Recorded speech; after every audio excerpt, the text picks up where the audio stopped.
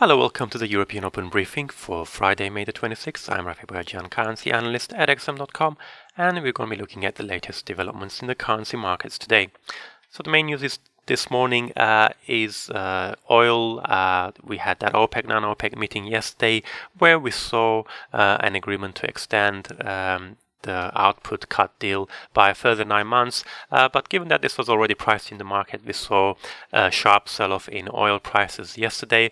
They are slightly up this morning, but this has hurt commodity currencies such as the Canadian and Australian dollars. The US dollar, on the other hand, has benefited a little bit from the drop of commodity currencies. The dollar index is mostly flat this morning, but the dollar is down against the Japanese yen, which is seeing a bit of a safe haven demand following that sell-off in oil prices. In terms of other currencies, the main mover is the UK pound. We had a fresh poll out of the UK this morning showing that the Conservatives have fallen further in the polls against the Labour Party, and this has worried investors. We're seeing the pound down below the 1.29 level against the dollar this morning. But let's start with oil. We can see here in the chart there was that initial drop after the announcement. We saw prices steady a little bit before heading higher, but then they resumed the downslide. US crude fell below $50 a barrel level to 1 week low of $48.21. Brent crude hit a 1.5 week low of $50.88 a barrel, and the reason why oil reacted this way is mainly down to the buy the rumor, sell the fact factor that we're seeing quite often lately in currency and generally financial markets. There were some hopes that OPEC, non-OPEC countries would perhaps agree to a deeper cut, or perhaps extend it by longer than 9 months. There was some talk early yesterday that they might agree to a 9-month extension with an option to extend it by a further 3 months, but we didn't have that. We just saw the December agreement under the same terms just being extended by 9 months till the end of March. So that's why we have that sharp drop yesterday.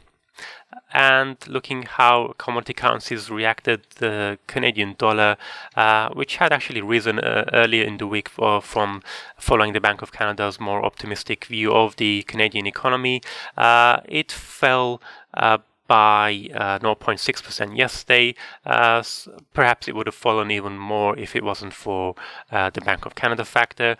But with the Canadian dollar, is a little bit, it has steadied now. It's down, it is actually up 0.1% against the US dollar at 1.3469. The Australian dollar, though, is down further this morning. Yesterday it fell by 0.7%. Although Australia is not a major oil producer, it is the currency is sensitive to wider commodity prices, and of course we had the China credit rating downgrade early in the week, which dampened sentiment for China's outlook. And given that Australia is a major exporter to China, that always affects the Aussie. Plus, of course, we've seen a very sharp drop in iron ore prices this week, so all of that is weighing on the Aussie. And in terms of other oil producers, we're seeing both the Mexican peso and the Russian ruble fall, and the Norwegian krone as well. Norway, of course, is another major oil producer. Its currency fell 0.8% on Thursday, having earlier hit a 3-month high against the US dollar. In terms of the US dollar itself, we can see it's not doing too well against the yen this morning. It's currently at 111.28. We are seeing a bit of a safe haven demand for the Japanese currency. The Japanese yen is up against all major currencies this morning, and this is because the sharp sell-off in oil prices has created a bit of a safe haven demand. But the dollar index has recovered from yesterday's lows, mainly due to the drop in commodity currencies, and of course the pound, which is both the Canadian dollar and the pound are part of the dollar index, so that explains why the dollar index is steadier.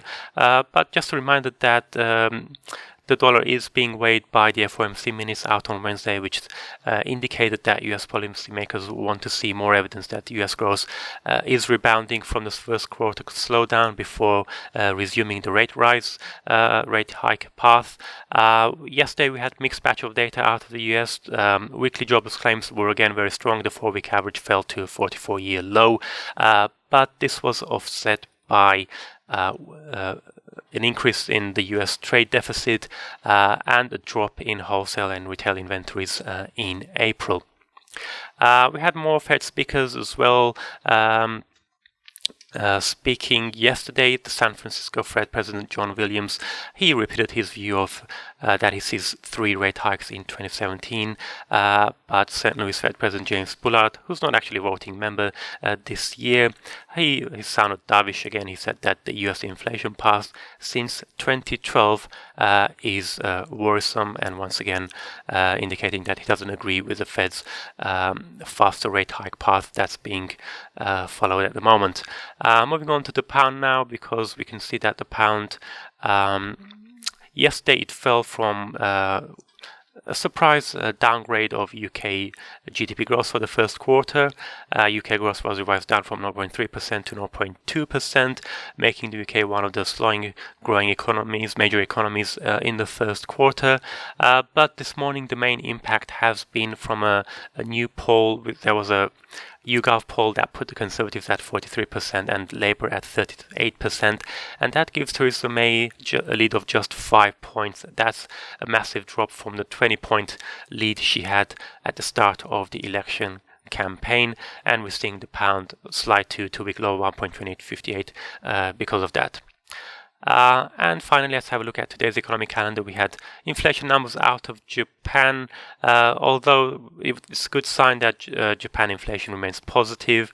It was actually below expectations. Core inflation, which is the rate targeted by the Bank of Japan, was 0.3%, slightly below expectations of 0.4%, although that was up from the prior 0.2%, but still it shows that the Bank of Japan has some way to go before it can withdraw its stimulus program. We don't have any major data expected out of Europe today, so the main focus will be what's coming up in the US session. We've got durable goods and the second estimate of US GDP.